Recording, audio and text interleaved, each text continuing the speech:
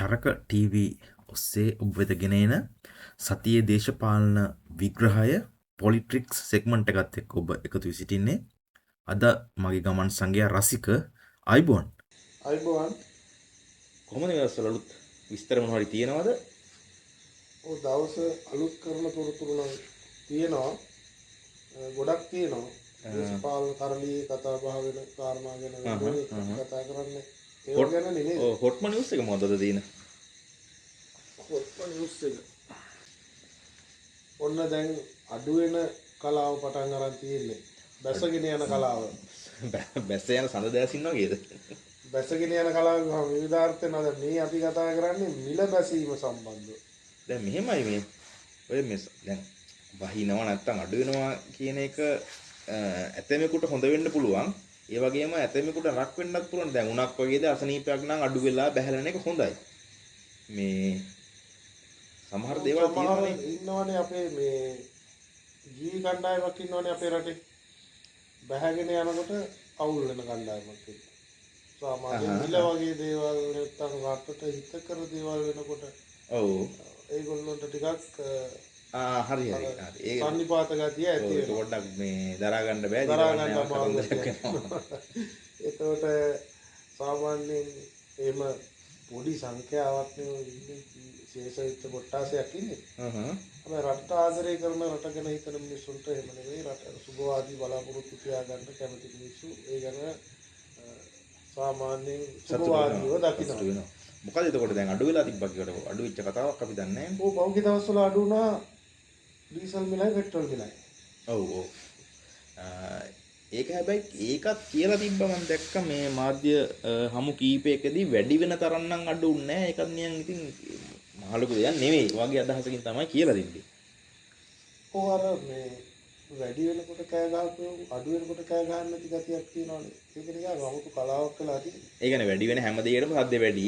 අඩු වෙනකොට එහෙම වෙන්න ඇති නේ. වැඩි වෙනකොට සද්ද වැඩි වෙනවා. අඩු වෙනකොට සද්දෙත් අඩු වෙනවා. ඔව් රින්ග ගන්නවා. ආ එළියට එන්නේ මොකක් හරි වැඩි වෙනවා. වැඩි වෙන එකක් දැක්කම ටක් ගාලා එළියට දානවා. එතකොට දැන් අලුතෙන්ම අඩු වෙලා තියෙනවා මේ ගෑස් මිල. ඒකත් දැවෙන ප්‍රශ්නයක් වෙලා තිබ්බා. ඒ කියන්නේ ඇත්තට මේ ඔය විශේෂයෙන්ම ඉන්ධන ආශ්‍රිතව ඉන්ධන ගෑස් ඒ වගේ දේවල් වල මිල වැඩිවීම කෙලින්ම සම්බන්ධ වෙලා තිබ්බනේ ඇමරිකානු ඉරාන මේ ගැටුමත් එක්කනේ. ඔව් ඔය සේරම ඉහළ යන්නේ ඔය ගැටුමත් එක්ක. ඔව් ඉන්ධන සම්බන්ධව ගත්තොත් රටේ හැම දෙයකම මිල තීරණය වෙන්න ඉන්ධන වල මිල බලපානවා. ඔව් ඒක දැන් මම හිතන්නේ යුද්ධයක් තිබුණාද කියලා අමතක මට්ටමට ඇවිත් තත්ත්වයක් පේනවා. ඒ වුණත් රටේ බෞද්ධයක් මිනිස්සුන්ට ඒ ගැන අවබෝධයක් තියෙනවා. ඉතින් අර ක්‍රමානුකූලව වැඩි කරන්න වෙච්ච ඉන්ධන මිල ගණන් දැන් ක්‍රමානුකූලව අඩු වෙමින් යනවා. එතකොට අද ගෑස් රුපියල් 300කින් ලිට්‍ර අඩු වෙලා තියෙනවා. ලාප් ගෑස් එක 1280 කින් අඩු වෙලා තියෙනවා. ලාප් කොහොමත් වැඩි වෙලා තිබ්බත් ලොකු ගාණ කියනනේ. ඔව්. එතකොට දැන් සමපාතයි වගේද ලිට්‍රෝ සහ මේ දල වශයෙන් අනින් යනවානේ. විලක් තමයි දෙකේම පෙන්නන්නේ. ඒත් එක්කම දැන් අතුරු ප්‍රතිඵල විදියට ආහාර ද්‍රව්‍ය බේකරි නිෂ්පාදන මිල අඩු වෙලා තියෙනවා.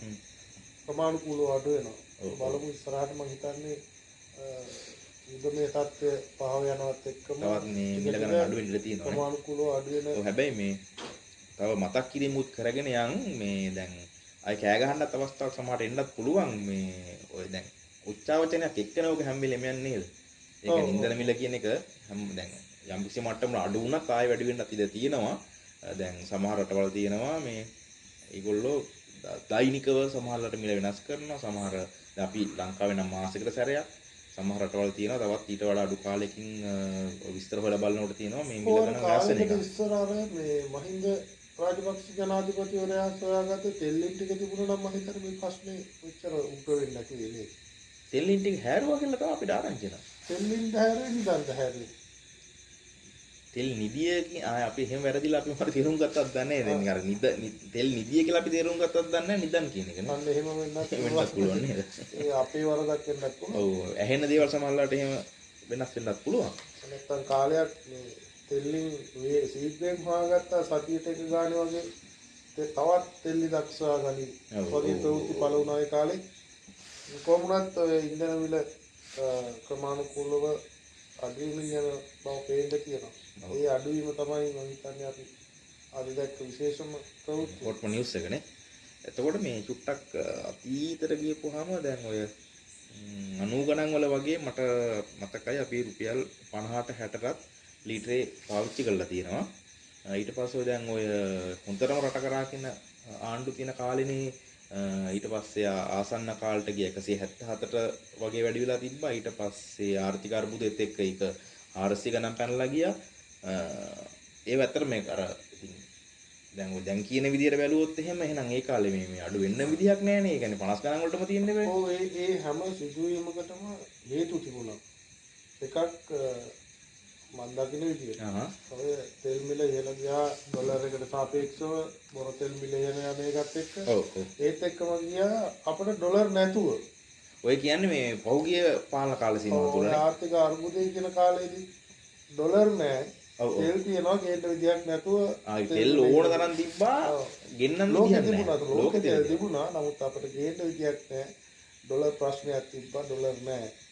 ඊට අතීතයට ගියොත් ආයෙ මතක් වෙනවා මේ ඒක විශේෂම සිද්ධියක් අපේ රටේ අර අධිකරණයේ ශ්‍රේෂ්ඨාධිකරණ තීන්දුවක් දුන්නා 117ට තෙල් නිකුත් කරන්න කියන නමුත් ශ්‍රේෂ්ඨාධිකරණ තීන්දුවටත් පිටුල් පාලා ඒකට රජය තෙල් මිල ඉහළ දැම්මා ඒක මම හිතන්නේ ඒවා අමතක ඇති අතීතයේ කරුණු ඔව් අතීතේ ගොඩක් අතීතේනේ වනේ ඒක මට අමතක කරලා ඇති නමුත් දැන් මේ වර්තමාන තෙල් මිල ඉහළ යෑම ওই කාරණා දෙකට වඩා වෙනස් තාත්පසින් ඩොලර් තියෙනවා තෙල් නැහැ අපිට කියන්නේ වීදම් ගන්න උන්තරම් මුදල් තියෙනවා මේ අවශ්‍ය කරන භාණ්ඩ තමයි හිග වෙලා තියෙන්නේ. ඒක ලෝක වෙළඳපොලේ තත්වයක්නේ. ඒකට හැබැයි ওই දෙක සමානයි වගේ තමයි මම හිතන්නේ සතම් කණ්ඩායම් උත්සාහ කරන්නේ නිකන් ඒ කාලෙත් මෙහෙමයි මේ කාලෙත් මෙහෙමයි කියලා. ওই දෙකේ වෙනස ගැන පැහැදිලි කිරීමක් ඒ කිසිම තැනකින් කෙරෙන්නේ නැහැ කියලා තමයි පේන්නේ. නැත්නම් ඉතින් දේශපාලන වාසියනේ උතන බලන්නේ. අර කබර ගෝයා තල ගෝයා න්‍යාය තමයි. හරි. ඊට පස්සේ ওই විදිහට දැන් අපි සුබ්බාදිය බලමු යම් දුරකට ඉන්ධනත් අඩු වෙලා ගියොත් තව බස් ගාස්තුත් අඩු වෙයි. ඒ වගේ කියන්නේ සාමාන්‍ය පුරවැසියන්ට අවශ්‍ය කර ජීවන තත්ත්වය පවත්වාගෙන යාම සඳහා අවශ්‍ය කරන බඩු මිල විශේෂයෙන්ම අඩු වෙයි කියන බලාපොරොත්තු තියෙනවා.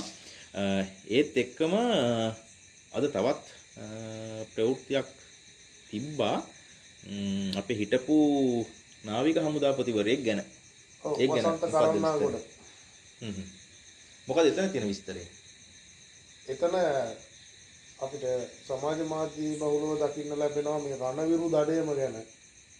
රණවිරු දඩයම නැත්නම් රණවිරුවා කොන් කරනවා රණවිරුවා නොසලකා හරිනවා වගේ ඔතන අපහාස කරනවා වගේ මතයක්. ඔව් එතන මේ තවත් රණවිරුවා සමගම පැටලිලා එන තවත් ඔය වගේ පොඩි වචන කීපයක් තියෙනවා. ඔව් ඒ ගානේ ඒක පුදුම සම්බන්ධයක් තියෙනවා. ඒකට ගැළපීලා ඉන්නේ. ඔව් එතකොට රණවිරු දඩේම ඔයා කියන මතක් කරන්න ඇති දේශාභිමානය, දේශප්‍රේමය, ජාතිය, ශාසනය, ආගම මේ වගේ දේවල් නේද?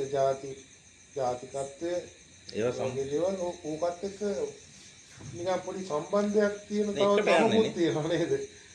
ඒවා උදේ කීවිගෙන කිවෙන නකොටනේ. ඔව් ඒ මතු වෙනකොට තව එක පැත්තකින් අනිත් පැත්තෙන් මතු වෙන නමකුත් තියෙනවානේ පොදු නම.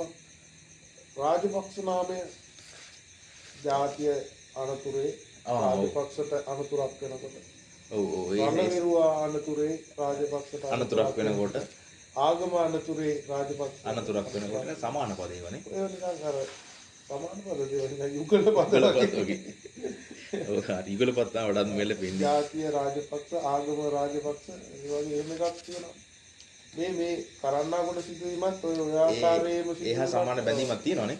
මොකද කරන්නාගොඩ අත්අඩංගුවට ගන්නේ යා රණවිරුවෙක් වීම නිසා නෙමෙයි යුද්ධයට නායකත්වය දුන්නා කියන කාරණේ හින්දා නෙමෙයි. හැබැයි ඒකම ඉස්මතු කරන්න හදන්නේ ඒ සැබෑ කාරණයට දාලා ඇත්තරම මේ ඔය දැන් පහුගිය 30 අවුරුදු යුද්ධේ පරාජය කිරීමේ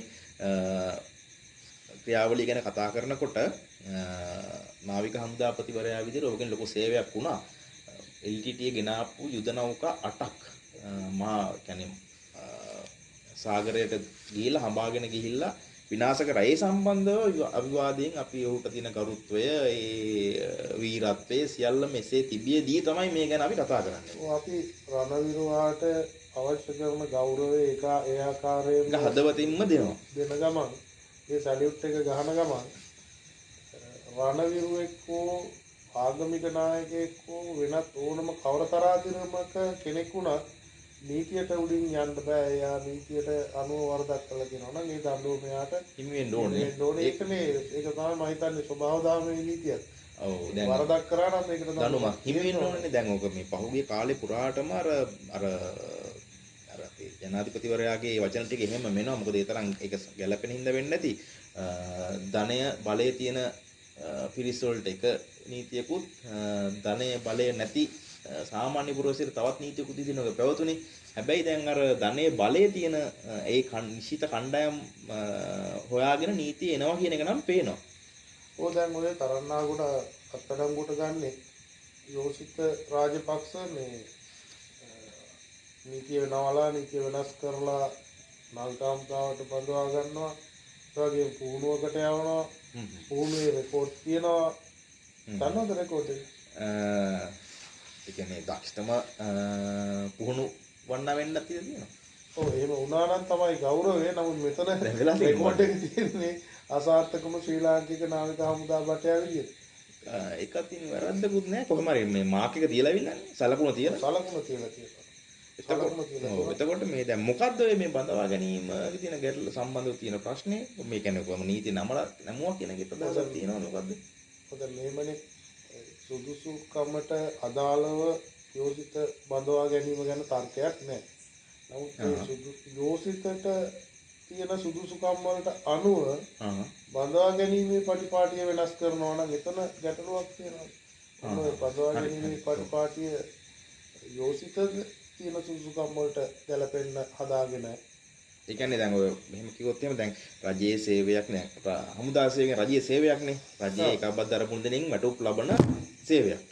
එතකොට ඒ සේවයට බඳවා ගැනීමේදී සපුරාලිය යුතු සුදුසුකම් ප්‍රමාණයක් තියෙනවානේ. ඕනම රාජ්‍ය සේවයකට බඳවා ගැනීමේදී අදාළ තනතුරට නියමිත සුදුසුකම් ප්‍රමාණයක් තියෙනවා. එතකොට මේ සුදුසුකම් ප්‍රමාණය සපුරලා තියෙන අවමෙන් හෝ සපුරා තියෙන කෙනෙක් තමයි අදාළ තනතුර සඳහා ඇතුළත් කර ගැනීම නැත්නම් බඳවා ගැනීමක් කරන්නේ. දැන් මෙතනදී වෙලා තියෙන්නේ ඒ අදාළ තනතුරට නියමිත සුදුසුකම් තියෙනවා. හැබැයි යෝෂිතට ඒ සුදුසුකම් නැහැ. එහෙමනේ. ඊට පස්සේ කරන්නේ යෝෂිතගේ සුදුසුකම් වලට ගැලපෙන විදිහට අදාළ බඳවා ගැනීමේ පරිපාටි වෙනස් කරලා ඒ සුදුසුකම් පහත හෙලීමක් තමයි කරලා තියෙන්නේ. ඕක දැන් මේ කරන්නාගොඩ මේ සිදුවීමත් එක්ක කරලියට ආවට ඕක ඇවිල්ලා මේ ඒ කියන පෞද්ගලික ආණ්ඩු කාලෙම තිබුණු සුලභ දෙයක් පුරුද්දක් විදිහට කරපු දෙයක්. ඒක සුදුසුකමක්, වෘත්තීය සුදුසුකමක්, දැනුමක්, කැපවීමක් නැති මිනිස්සු ටිකක් තමන්ගේ දේශපාලන උදව්කරුවන් වීම නිසා ආයතනවල ඉහළ තනතුරු වලට පත් කරගත්තා. ඒ අවසාන ප්‍රතිඵලයේ විදිහට බංකුලොත් භාවය ප්‍රකාශයට පත් කරන්න සිද්ධ වුණා. ඔව් ඇත්තටම අර මේ දේශපාලන පත්වීම කියන එක කෙටියෙන්ම කියන්නේ දැන් අත්දැකීම් තියෙනවා. දැන් රාජ්‍ය සේවය ගත්තාම රාජ්‍ය සේවයේ පහළම ඉන්න තනතුරු වල කනිෂ්ඨ සේවකයෝ කියලානේ කියන්නේ. ඒතරේ කනිෂ්ඨ සේවකයාට තියෙන්න ඕනේ යම්කිසි නිපුණතාවයක් සහ කුසලතාවයක් අදාළ තනතුරේ සේවය කරන්න පහළම එක්කෙනාට. හැබැයි අපි දැකලා තියෙනවා එහෙම නැති ඒ කියන්නේ අදාළ තනතුරේ රාජකාරී කිරීමකට තරම් දැනුමක් හෝ කුසලතාවයක් නොමැති පුද්ගලයන්ටත් දේශපාලඥයා වෙනුවෙන් කැන්වසින් ගියපෝ එහෙම නැත්නම් ප්‍රචාරණ කටයුතු ලෙදිච්ච නැත්නම් ඒ සම්බන්ධව මොනවා හරි සහයෝගයක් දක්වපු අයට පත්තින් දීලා තිබ්බා. සමහර අය මුදලට සමහර තනතුරු අර හිතවත්කම් වලට දීලා තිබ්බා. හැබැයි ඒකෙන් වෙලා තියෙන්නේ රාජ්‍ය සේවයේ තියෙන ගුණාත්මක භාවය අඩු වෙලා සහ කාර්යක්ෂමතාවය නැති වෙච්ච ප්‍රශ්නයක් තමයි වෙලා තියෙන්නේ. ඔව් ඒක තමයි දැන් සුදුසුකම් වලට සහ දක්ෂතාවයට හරියන විදිහට තනතුරු ලැබුණා නම් අද මේ කතා කරන්න අපිට මේ වගේ ප්‍රශ්නයක් ඉතුරු වෙන්නේ නැහැ. අනිවාර්යයෙන්. ඒත් මේ රට මීට වඩා බොහෝ ඉස්සරහට ගිහිල්ලා. ඒ කොහොම වුණත් ඔය දැන් අපි කතා කරපු කරන්නාගොඩ සිදුවීම අත්අඩංගුවට ගන්න රණවිරුවෙක් හින්දා නෙමෙයි. නමුත් අර රණවිරුවෙක් වෙලා ඉන්න ගමන් කරපු අනීතික ක්‍රියාවක්. හැබැයි ඕක මේ යෝෂිත වෙනුවෙන් දැන් යෝෂිතවන ඉස්සරම අත්තන මේ කැඳවන්න නැල්ලස්සා දූෂණ කොමිෂන් සභාවට ඒකදී ඔහු ගන්නවානේ. ඒතකොට එතනදී ඔහු වෙනුවෙන් පිරිසුදු නීතිඥයෙක් කියනවා මේක යෝෂිතගේ ප්‍රශ්නයක් නෙවෙයි මේක කරන්නාගොඩගේ ප්‍රශ්නයක්. ඇයි යෝෂිතව එහෙම ගත්තේ කියලා ප්‍රශ්නයක් මේ ප්‍රකාශයක් කරලා තිබ්බ මම දන්න විදිහට. ඒ කියන්නේ දැන් අර නෑ ඒ තර්කය හරිනේ. ඔව් දැන් තර්කය හරි. දැන් මේක වෙලා තියෙන්නේ දැන් කරන්නාගොඩ අපේ හිතමු නාවික හමුදාපතිතුමා ඔය නිකන් ඉන්න ගමන් එයාට හිතෙනවා මේ අහවලා ගත්තොත් හොඳයි කියලා. මේ එතකොට ඊට පස්සේ යාම කල්පනා කරලා බලනවා මේ එයාගේ සුසුකම් මේවා වෙන්න ඇති කියලා. ඊට පස්සේ යාම එහෙම තමයි දැන් කියන්නේ. දැන් මේ යන්නේ සිද්ධිය වෙලාදී අන්තිමටම අර ඔව් ඇත්ත ඒ යෝෂිතට කරන්න දෙයක් නෑ. මොකද යෝෂිත නෙමෙයිනේ ඔක සකස් කරේ නීතිය වෙනස් කරලා නෑ මම ගන්න කියලා නෑ. එයා නාවික හමුදාපති නෙමෙයිනේ. එයා සාමාන්‍ය සිවිල් පුරවැසි. නාවික හමුදාපති තමයි ඒ ආදාළ නීති රීති වෙනස් කරලා සුසුකම් වෙනස් කරලා යෝෂිතව බඳව ගන්න. ඉතින් ඒක කරන්නකොට ඔව් අපි සාමාන්‍යයෙන් මේ ඔය අපි සාමාන්‍ය ඉතින් අපේ සමාජයේ වෙන සරල විවහාර භාෂාවෙන් කිව්වොත් එහෙම ටොපිය හම්බෙලා තියෙන දැන්.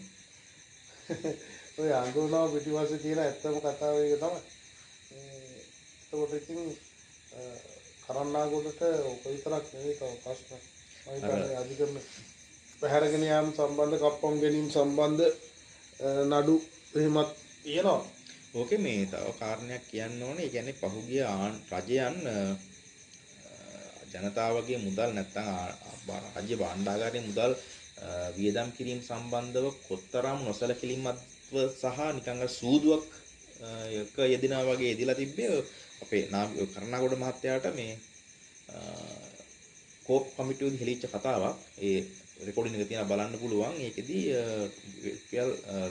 ලොකු මුදලක් මිලියන ගාණක් දැන් ටිකක් පරණ සිද්ධියක් ඉඳන් මට ඒක ගාණ හරියට මතක නැහැ.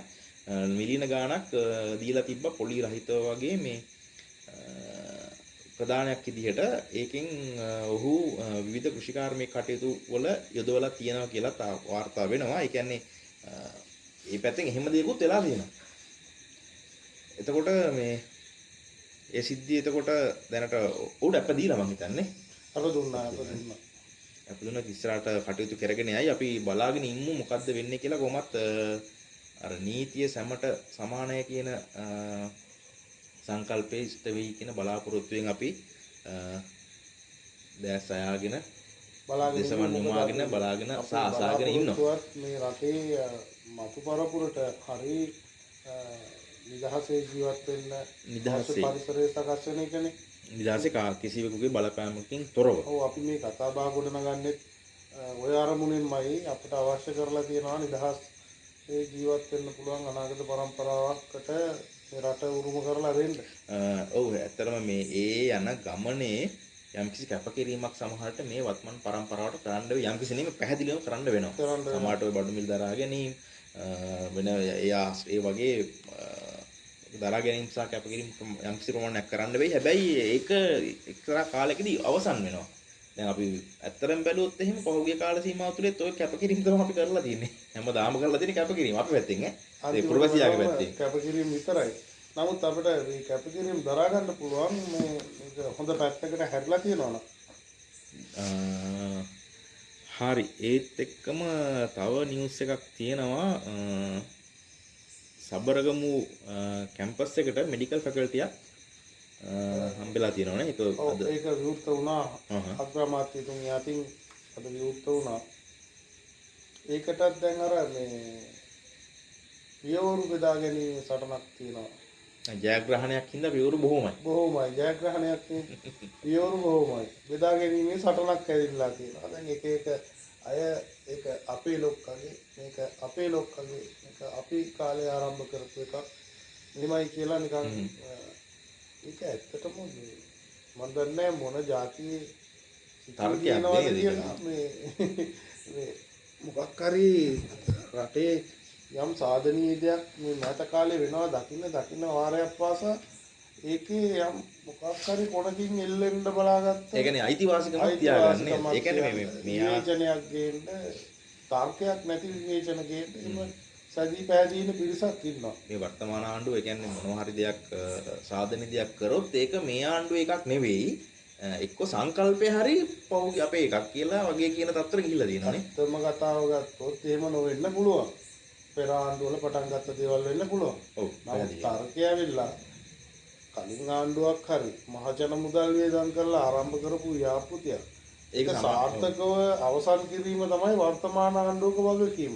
නැතුව ඒ බාගෙට හදපු ගොඩනැගිලි ගලවලා අයින් කරලා අලුතෙන් හදන එක ආණ්ඩුපත් වෙන ගානට එහෙම කරන්න ගත්තොත් කොහොමත් මේක ඉස්සරහට යන්න වෙන්නේ නැහැ. යන්න වෙන්නේ නැහනේ.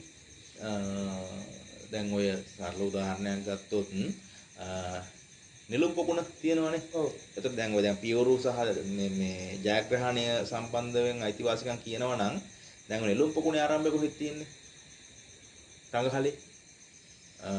ඔය ජනතා විමුක්ති පෙරමුණ එක්තරා කාලයකදී චන්ද්‍රිකා බණ්ඩාරනායකගේ ආණ්ඩුවේ කෙටි කාලේ මාස 14 වගේ කාලයක අමාත්‍යාංශ 3ක් කරානේ.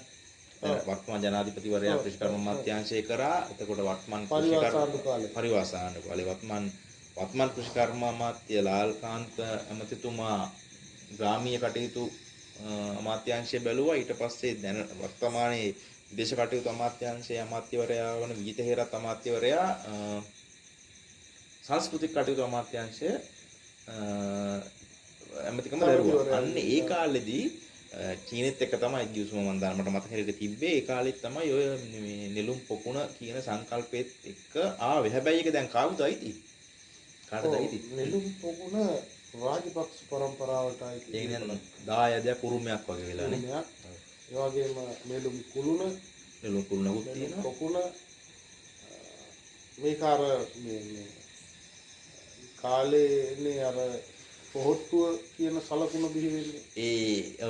ඒතකොට ඒක නෙළුම් පොහොට්ටුව කියලා වගේ තමයි ආවෙනේ. එහෙම එකක් ආරූඪ කරගත්තානේ.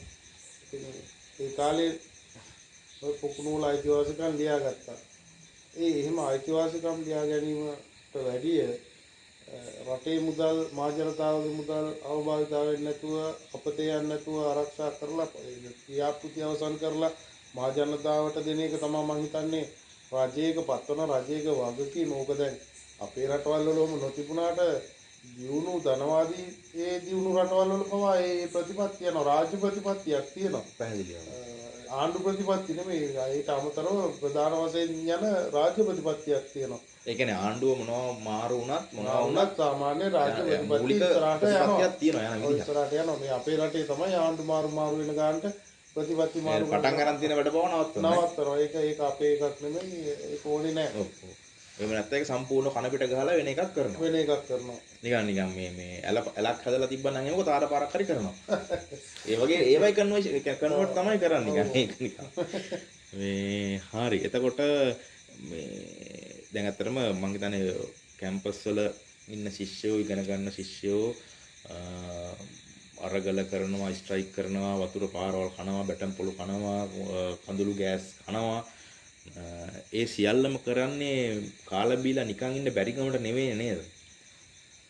මම හිතන්නේ රටේ ඉතිහාසය ගත්තාම ගොඩක් වෙලාවට විශ්වවිද්‍යාල ශිෂ්‍යයා හැම වෙලාවෙම රටේ දැවෙන ප්‍රශ්නයකට මහ ජනතාවගේ දැවෙන ප්‍රශ්නයකට වගේ තමයි ඉස්සරහට ඇවිල්ලා තියෙන විශේෂයෙන්ම නිදහස් අධ්‍යාපනය රටේ ඒකීයභාවය මතක ඇති දවල පත්‍රිකාව පැහැදිලිව මතක. ඒකට මෑත කාලේ තිබුණු මේ හැම දෙයක්ම රටේ ඉදිරියේ නැත්නම් ආරක්ෂාව අනාගතය ගැන හිතලා ගත්ත සටන් තමයි බොහොමයක් තිබුණේ. ඒ හැම දෙයකම මම හිතන්නේ ලොකු ජයග්‍රහණයක් කරගත්තා.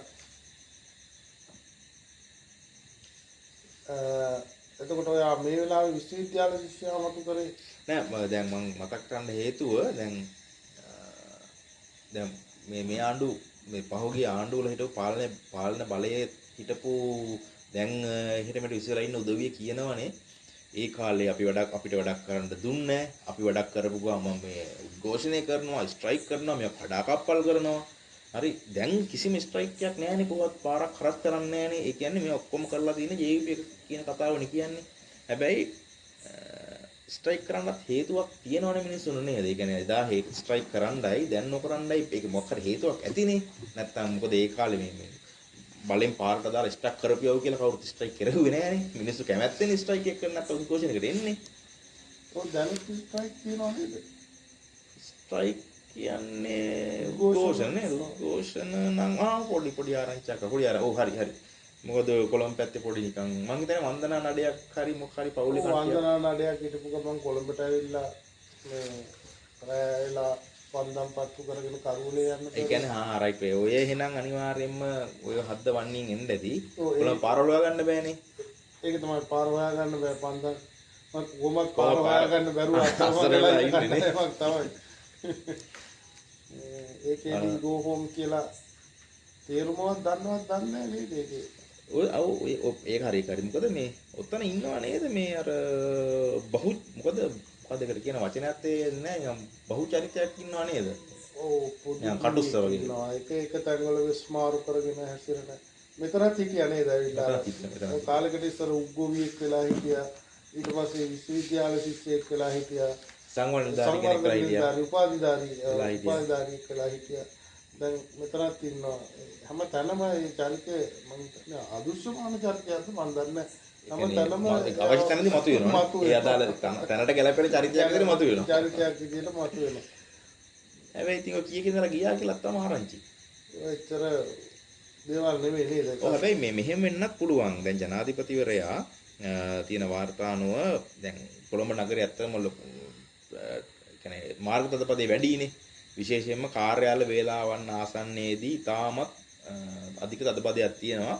ඉතින් ජනාධිපතිවරයෙක් ඒ වගේ අවස්ථාවකදී පාරේ ගමන් කරනවා නම් ඔහුට නියමිත ආරක්ෂාව දීමේදී මහජනතාවට ගොඩක් අපහසුතාව විඳින්න සිද්ධ වෙනවානේ. ඒ නිසා ඔහු සාමාන්‍යයෙන් අදාළ කාල සීමාවන් පොඩක් ට්‍රැෆික් එක මග ඇරලා යනවා කියලා තමයි අපිට ආරංචි වෙන්නේ.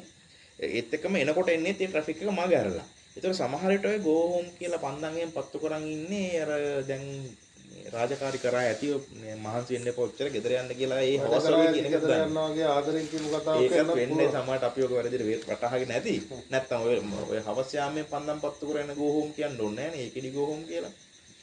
ඔව් ඔය පෞගේ කාලෙම තිබුණේ ඔය වගේ උද්ඝෝෂණ තමයි.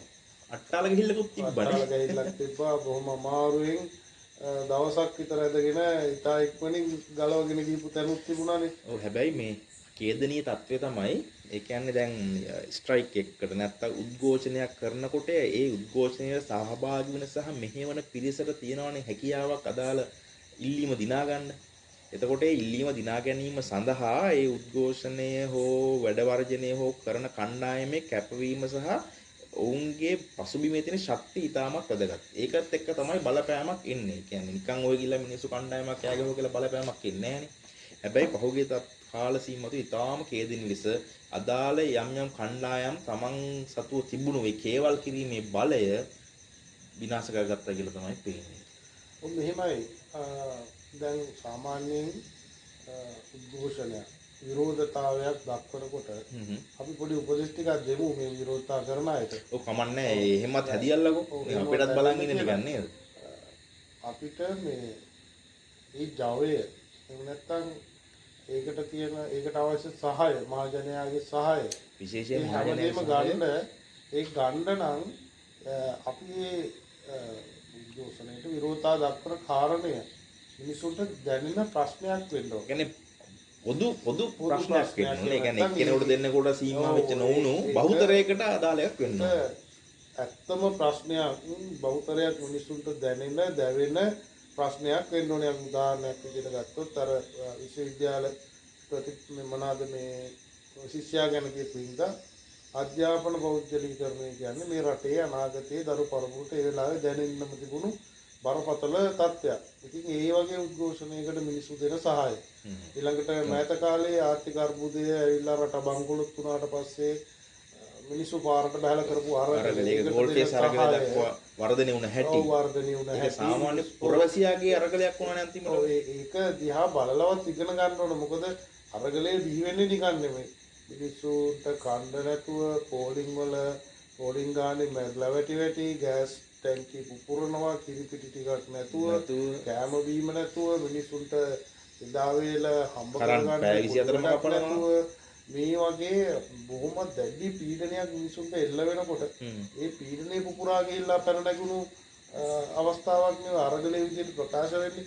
නමුත් මේ මෙතන තියෙන්නේ ඇත්තටම මේක නිකන් අර හීන් කෙදිරියක්. ඕක මේ මම හිතන්නේ පිරිසකට ඇති වෙච්ච අර තනතුරු වරප්‍රසාද බලේ ඉන්න කාලේ තිබුණු සැප අහිමි වෙනකොට ආපු මේකත් පොඩි එදා වේල වඩක් දන්නේ නැහැ සමහරවිට. එහෙම වෙන්නත් පුළුවන්. ඉතින් සමහරු නේද කීයක් හරි ගන්න නිකන් වැඩ කරනවා. ඔව් ඒ වගේ වැඩක් කොන්ත්‍රාත්යක් වෙන්නත් පුළුවන්. ඔව් අනිත් එක තව දෙයක්ත් තියෙනවා. දැන් කොහොමත් බල්ලෝ ටික කුඩු වෙනකොට මැක්කොන්ට යන්න තැනක් නැති නිසා මැක්කෝ කලබල වෙලා දඟලනවා වගේ පුළුවන්. එහෙම හැසිරීමක් වෙන්නත් පුළුවන්. හරි. එතකොට අවසාන වශයෙන් ලාල් කාන්ත බෝම්බයක් ගහුවා. ලාල් ගහන්නෙම බෝම්බ. හැබැයි ඒක පත් වෙන සුපිරියට උනේ. ඔව් ලාල් පහුගිය ටිකේම ওই බෝම්බ ගැහුවානේ. මතකද රිලා ප්‍රශ්නය ගැහුවා, වනචාරී ප්‍රශ්නය නම්කුත් හැදුවා. ඔව් ඇවිල්ලා බෝම්බයක් ගැහුවා. හැබැයි කියන ඒවා මේ අර නිකන් කිව්වොත් ඒවා අමු ඇත්ත. ඇත්ත. ඔව් ලාල් බෝම්බ පත්තු කරන පැත්තකට වෙලා බලන්න ඉන්න. ඔව් ඒක මේ දැන් ඇත්තටම දැන් ලාල්කාන්ත නියෝජනය කරන දේශපාලන ධාරාවට අකමැති පුද්ගලයන් පවා මේ ලාල්කාන්ත ඇමතුමාගේ මේ ප්‍රකාශන සම්බන්ධව ප්‍රසාදයක් දක්වනවා. ලාල් කියන්න තියෙන දේ අමුවට කියනවා. අමුවටම කියනවා. චරිතයක් කියන එක තමයි අදහස, පොදු අදහසක් තියෙනවා. දැන් ඔහු තාම සරලව ගත්තොත් එහෙම දැන් පොදු සමාජයේ තියෙන මතයනේ මේ ජනතා විමුක්ති පෙරමුණේ සමාජිකයෝ අරක්කු බොන්නේ නැහැ, මේ පාවිච්චි කරන්නේ නැහැ. එහෙම එකක් නේ තියෙන්නේ. හැබැයි මේ ලාල්කාන්ත ඇමතුමා කෙලින්ම මේ සම්බන්ධව ප්‍රකාශ කරන එක මගේ කැමැත්ත. කාටවත් ඒක ප්‍රශ්නයක් නැහැ. මම බොන එක මේ ප්‍රශ්නයක් නම් ඒක මගේ ප්‍රශ්නයක් නෙවෙයි. ඒක දකින්න මිනිහාගේ ප්‍රශ්න කියලා කෙලින්ම අදහසක් දුන්නා. ඒ වගේම මේ ඔය ජනතා විමුක්ති පෙරමුණ ඇතුලේ ඔය වගේ මතයක් ගොඩ නැගුණේ ඇයිද කියන එකටත් ඒකත් මේ පොඩ්ඩක් පැහැදිලි කරගෙන හොඳයි නේ. අපි එයා පැහැදිලි කරා නේද ඒ කාරණා. ඔව් ඒකත් පැහැදිලි කරා. පොඩ්ඩක් මතක් කරගත්තොත් යට වෙන්න දෙන්න හොඳ නැහැ කියලා හිතෙනවා. මම හිතන්නේ මෙහිමයි ඕනම දෙයක් කාලයට සාපේක්ෂවනේ මේ ඒක යම් නේද රීතීන් ගොඩ නැගෙන්නේ. අනිවාර්යෙන්ම කාලයට සාපේක්ෂව. ඕක මේ ලාල්කාන්ත මහත්මයා එහෙමත් කියනවා මේ ඕනම තීරණයක් ගන්නේ අදාළ තත්ත්වයේ මත කියලා ඉතාම පැහැදිලි න්‍යායක් ඉදිරිපත් කරනවා. ඔව් දැන් ඔය ජනතා විමුක්ති පෙරමුණ තහනම් කරපු පක්ෂයක් විදියට ඔව් මර්ධනයකට යටත්ව ජීවත් වෙච්චි ඒ කාලේ ගොඩනැගිලා තිබුණු පක්ෂය වටා ගොඩනැගිලා තිබුණු යම් බාධක සීමාවන් තත්ත්වයන් එක්ක ඒ කාලේ යම් සීමාවන් දාගෙන තියෙනවා. ඒක ඒ කාලේට සාපේක්ෂව. අනිත් එක මේ පක්ෂ ආරම්භයේදී ජනතාවගේ කියන්නේ සාමාන්‍ය පුරවැසියාගේ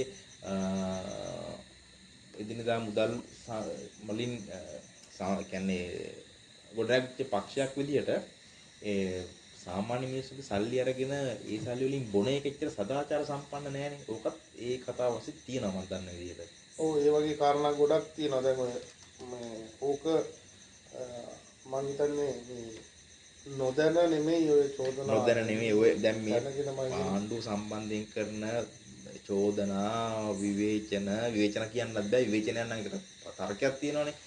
දෝෂාරෝපණ ද්වේෂසහගත කියමන් මේ සියල්ලම මේ හේතු නොදැන කියන ඒවා නෙවෙයි.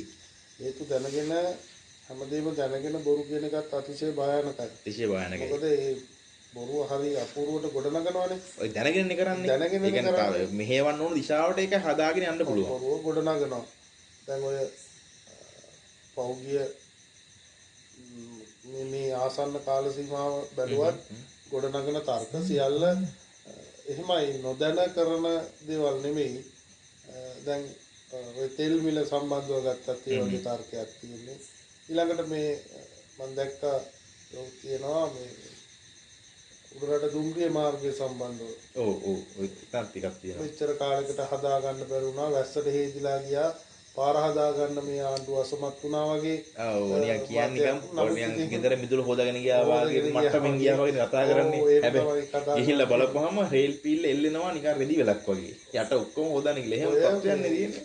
ඔය චෝදනා කියන හැමෝම වගේ මට තේරෙන විදිහට ඔය උඩරට දුම්රිය මාර්ගයේ බතුල්ල දක්වා ගිහපු මිනිස්සු. අනිවාර්යෙන්ම ඒ උඩරට දුම්රිය මාර්ගයේ ගිහපු මිනිස්සු හොඳටම දන්නවා ඒකේ තියෙන අවදානම් සාගත තත්ත්වය.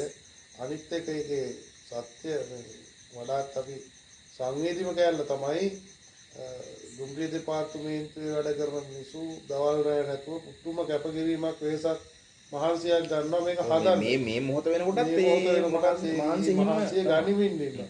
ඉතින් කොටසක් එහෙම මේ රටේ ගොඩනගා ගැනීමට අපමණ වෙහසක් ගනිද්දි අර වරප්‍රසාද අයින් වෙච්ච කණ්ඩායම අර බල්ලා හිමි වෙච්ච මැක්කෝ ටික වගේ දඟලනවා ආට මෙහෙට. ඒ වගේ දඟලන්නේ ඇත්තටම නොදැන නෙමෙයි. නොදැන නෙමෙයි. හැම කාරණයක්ම ඉතාමත් පැහැදිලි සමාජයට මේ ආණ්ඩු පක්ෂයටත් වැඩිය ආණ්ඩුවටත් වැඩිය මේ කරුණු ගැන ගැඹුරට අධ්‍යයනය කරලා තමයි වැඩේ කරන්නේ. ඕක බලන්න මේ හොඳම උදාහරණය තමයි මම පහුගිය දවස්වල පොඩි විනෝදාංශයක් විදියට පොඩ්ඩක් කරා පොඩි වැඩක් පොඩි රිසර්ච් එකක් කරා මේ Facebook එකේ වගේ තමයි. එතකොට ඔය ආණ්ඩුව කරන වැඩ සම්බන්ධ මොනවාරි ප්‍රචාරයක් සිද්ධ වෙනකොට පෝස්ට් එකක් ගියොත් ඒකේ තියෙන කමෙන්ට් බලන්න ඕනේ. ඒකේ තනිකර තියෙන්නේ වේදනාව සාපය කුණුහරුප මේ ටික තියෙන පොඩ්ඩක් ඒක සාධනීය වචනයක් නෑ. කිසිම තර්කයක් නෑ. තනිකර තියෙන්නේ සාප කිරීම. කාට සාප කරනවද කියලා හිතා ගන්නත් නෑ. ඒ තරම් සාප කරනවා. එහෙම සාප කරන්න කියලා හිතෙන්නෙත් නෑනේ. ඒක තේරුම් ගන්නත් තමයි. හැබැයි සාපයක් විතරයි. අපි නිකන් දේවාලයකට ගිහලා පොල් ගෙඩියක් ගහුවත් ඒකට අරමුණක් තියෙනවානේ. මම දැක්ක තියෙනවා එක තැනම උදාහරණයක් කියන්නේ මේ අනුරණන් සාපයක්. මාලිමාව සාපයක්. ඒ වගේ දැන් මොකක්ද සාපය කියලා එහෙම මොකුත් නෑ. අච්චරයි තියෙන්නේ. මම සාපයක්. ඒකට සාපයක් වෙන්න නම් ඒකට හේතු තියෙන්න එපා. මොකක් හරි නේද ඒක? එයාට බලපාන මොකක් හරි දැනෙන අකරතියක් තියෙන්න බෑ. මොකක් හරි අවුලක් තියෙන්න බෑ. මොකද අවුලක් කියන්න බෑ. හැබැයි සාපයක්. ඔව් ඒ කියන්නේ සරලවම කියනවා නම් මෙන්න මේක කරන හින්දා තමයි උඹ සාපේ කියලාවත් කියනවා නම් ඒක පිළිගන්න පුළුවන් නේ. ඔව් ඒ මොකුත් නෑ. ඒ මොකද සාපයක්. ඔව් ඔව් තමයි ඔගේ බැලුවම තේරෙනවා. ඕන කෙනෙකුට තේරුම් ගන්න පුළුවන්. අනිත් එක ඒකේ පොදු දෙයක් තියෙනවා තමයි මේ ඔය කණ්ඩායම එකයි. ආ ඒ කියන්නේ පෝස්ට් සාප කරන කණ්ඩායම එකයි. කියන්නේ මොන සමාජ මාධ්‍යයක මොන සමාජ මාධ්‍යයක ගියත් ඒක සාප කරන කණ්ඩායම බොහෝ විට එකම කණ්ඩායම තමයි යන්නේ. පොඩි අර පින්තූර වල නම් ගම් වල යම් වෙනස්කම් තියෙනවා. කොටිම කියනවා ෆේක් account වලින් ඒක account වලින් තමයි කරන වැඩේ කියලා කියන්නේ කීප දෙනෙක් කරන වැඩ. හරි අපි තාම බෝම්බේ ගැන කතා කරේ නෑ. ඔව් බෝම්බේ ගැන කතා කරා. එතනින් ටිකක් දුර ගියා. හැබැයි ඒත් අපි මේ කියන කරුණු ටිකක් තමයි කිව්වේ. ගොවියා කියන්නේ රජෙක් නෙවෙයි කියලා තමයි කෙලින්ම කාන්ත ඇමතුමා කිව්වේ. ඒක තමයි බෝම්බේ මේ සතියේ බෝම්බේ. ඔව්. ඒක ලංකාවේ ජන විඥාණයට කාවද්දලා තිබුණනේ කාලයක් තිස්සේ. ඒකට පොඩ්ඩක් අත තියනකොට ඇත්ත වුණත් ඒකට ඇත්ත කියලා දන්නව. ඔව් අර ඕකට සරල උදාහරණයක් තියෙනවා ගමේ 10 දෙනෙක් විතර එකට ඉඳගෙන බවුන්ඩේසම කියද්දී ෆවුන්ඩේෂන් කියන එක එතන මෝඩයා වෙනවා. අය මේ මොකද්ද මේ කියන වචනේ මාගේ තත්වයකටපත් වෙනවා. දැන් උතන තියෙන්නේ කොහොම තත්ත්වයක්. කාලාන්තරයක් තිස්සේ ওই මතේ සමාජගත වෙලා තිබුණා. ලාල් මේක අනිත් පැත්තට කිව්වා. ඒ කියන්නේ ඇත්ත කතාව කිව්වා. ඒ ඇත්ත බොරුව අදාළ නැහැ. මතේට විරුද්ධයි නම් සාපයක් තමයි. හරි. ඇත්තටම ඔක මේ මට දන්න විදිහට ඔය මේ නුවර ආශ්‍රිතව උඩු නුවර ඒ ප්‍රදේශයේ ආශ්‍රිතව හිටපු පවුල් ඒ රජ පෙළපතර සම්බන්ධ පවුල් තමයි ඉඳලා තියෙන්නේ. රොබර්ට් නොක්ස්ගේ පොතේ දා හෙළදිව. ඒ කියන්නේ ඔහු මේ රටේ ගත කරපු හිරකරුවෙක් ලෙස සහ පසු කාලයේ නිදහස් මිනිසෙක් විදිහට ගත කරපු කාලය තුල ලැබුණු අත්දැකීම් එකතු කරලා ලියපු පොත එදා හෙළදිව කියලා පරිවර්තනය වෙලා තියෙනවානේ. ඕකේ තමයි ඔය කතාව තියෙන්නේ. ඉතින් ඒ අර උඩුනුවර ඒ පාශ්චාත්‍ය ප්‍රදේශවල ඉන්න ඒ පදිංචිකරුවන් ජීවිකාව ගොවිතැන. හැබැයි රාජ වංශයට මොකද මේ ඔය මේ වැඩවසම් ක්‍රමය සහ ඒ රජ පාලනයේ තිබ්බ කාල සීමාව තුළ පෙළපත රජ වෙන්න ඕනනේ. ඒ කියන්නේ රාජ්‍ය රජ පෙළපතකින් සම්භවයක් තියෙන පෙළපතකින් කෙනෙක් තමයි රජ වෙන්නේ. ඉතින් ඒ නිසා තමයි කියලා තියෙන්නේ ගොවිතැන් කරන නිසා ඒ රජ පෙළපතේ ඉන්න කෙනෙක් කුඹුරේ හිටපුවාම ඉතින් කකුල් දෙක හොදගෙන ගෙට ගියාම රජ වෙන්න පුළුවන්. ඉතින් ඒක සාමාන්‍ය තරකයන්නේ. ඒක පහු කාලීනව මේ ජන සමාජයට ඇවිල්ලා තිබ්බා මඩ සෝදාගත් කල ගොවියා රජකමට සුදුසුයි කියලා. ඔව් කුරුණෑගල රාජධානිය දීක මේ කරගත්ත රජ කෙනෙකුත් බිහි වෙනවනේ චිත්‍රපටයක් මතකද? ඔව් සිරිපැරකුම්. ඉතින් චිත්‍රපටයක තියෙනවනේ. ඔව් ඇත්තටම එතන ගොවියා මඩ සෝදගෙන රජකමට යනවා. හැබැයි ඉතින් ගොවියාමද නැත්තම් රාජකුමාරයා ගොවියා වෙලා රජකමට යනවාද? ඒක තමයි තර්කානුකූලව බලන්න ඕනේ. එතන ඇත්තටම රාජකුමාරයානේ මේ මඩ හොදගෙන යන්නේ. ඔව් රජකුමාරයානේ ඉන්නේ. රජකුමාරයානේ දැන් කරාට රජා. රජා එයා පෙළපතක් තියෙනවා. එයාට මේ අයිතියක් තියෙනවා. මේ එයාට උරුමයක් තියෙනවා. ඉතින් එයා මඩ හොදගත්තා. ඉතින් මේ එයා ගොවියෙක් වෙන්නේ. කොහමද ගෙටාවක් මඩ හොදාගෙන යන්නේ. ඉතින් රජ වෙන්න රජමාලිගාවට යනකොට ඉතින් මඩ හොදාගෙන තමයි යන්න වෙන්නේ. කොහමද? හැබැයි මෙහෙමයි. මෙන්න මෙහෙම දෙයක් තියෙනවා. වෙලාව කියපු කතාව කෙසේ වෙතත් ගොවියට රජෙක් වගේ ජීවත් වෙන්න පුළුවන්කම තියෙනවා. රජෙක් වගේ ජීවත් වෙන්න පුළුවන්. ඒක පුළුවන්. ඔව් රාජ්‍ය පාලනය ගැන නෙමෙයි මම කියන්නේ. රජෙක් වගේ ජීවත් වෙන්න පුළුවන්. වගේ ජීවත් වෙන්න පුළුවන්. නමුත් ඒක මේ පෞද්ගලික කාලේ දැන් ඔය සංස්කෘතියට එක් කරපු ජන සංස්කෘතියට එක් කරපු සමහර දේවල් වගේ අර රාජ්‍ය පාලනයේ පෞද්ගලික කාලේ හිටපු පුද්ගලයෝ පාවිච්චි කරා තමන්ගේ පාලනයට පහසු කරගන්න සතවැසිය ජනතාවක් තියාගන්න යටින් තියාගන්න මිනිසුන්ට විවිධ සන්තෝෂම් ඔළුවට එකතු කරමින් තිබුණා. ඇන්දිල්ලක් කරලා තිබ්බා. කෙටින්ම කියනවා. ඒ කවකත් ඒ ආකාරයේ ඇන්දිල්ලක්. ඔය ඇඳගත්ත එක කොච්චරද කිව්වොත් කවදාවත් ගොවියෙක් රජ වුණේ නැහැ. ඒක පැහැදිලි කාරණයක්. මේ හැබැයි ඔය ප්‍රභූ හොඳට හොයලා බලන්නකෝ අපේ මේ පෞගිය පත්වෙච්ච ජනාධිපතිවරු අති බහුතරයක් යම්කිසි පෙළපතකට අදාළ කණ්ඩායම් තමයි පත් උනේ. ඉතිහාසයේ කියන්නේ ප්‍රථම වතාවට තමයි මහ ජනතාව විසින් තෝරාගත්තේ එහෙම නොවන කෙනෙක්. එතකොට මේ අර දැන් ඕන්න ඉස්සරහට කියන්න පුළුවන් වෙයි සාමාන්‍ය ඉන්දියනෙකුටත් මඩ හොදාගත්තොත් රජ වෙන්න පුළුවන් වගේ අදහසක් දැන් ඉස්සරහට තියෙන්න පුළුවන්. ඔව් එහෙම වෙන්න පුළුවන්. ඒක මම හිතන්නේ දැන් රජකම නැහැ. රජකම නැහැ. ඒ රාජානුගම ඉවරයිනේ. දැන් එතකොට මෙතන ඇත්තටම රජකමට පෙළපත නෙමෙයි. ඒකට අදාළ සුදුසුකම් සම්පූර්ණ කරන්න ඕනේ. සුදුසුකම් සම්පූර්ණ කරපු කෙනෙක් එතනටපත් වීම තමයි මම හිතන්නේ. ඔව් පවුරු වල්ලු ඒ තහනම් බාධක දැන් බිඳලා තියෙන්නේ. ඔව් දැන් මෙතන ඉතිහාසයේ අපිට තිබුණේ පෙළපත තියෙනවා නම් සුදුසුකම් අදාළ නැහැනේ. දැන් ඔය 2029 සිහින කුමාරයෙක් රජ කරන්න බලාපොරොත්තු තියාගෙන කණ්ඩායමක් ඉන්නවා. ඔව්. සිහින ජනපති කියලා තියෙනවා. එතුමාටත් තියෙන්නේ පෙළපත තමයි. පෙළපත විතරයි. ඔව්. මෙලෝ දැනුමක් සුදුසුකමක් මොලයක් නැති උනාට පෙළපත තියෙනවා. ඒක තියෙනවා. අන්නේ පෙළපත ඔය ඕකට පහර වදිනවනේ. ඔව් අනිවාර්යයෙන්ම. ඕකත් කියන්නේ ඔව්